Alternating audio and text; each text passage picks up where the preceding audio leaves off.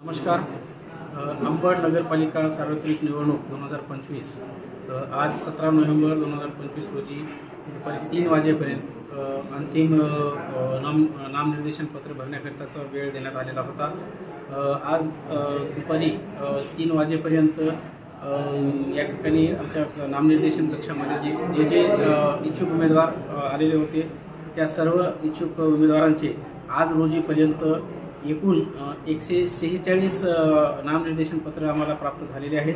त्यामध्ये 14 नामनिर्देशन पत्र हे नगराध्यक्ष या पदाकरता आहेत. उर्वरित 135 जे नामनिर्देशन पत्र आहेत ते विविध प्रभागामधील सदस्यांकरता आहेत.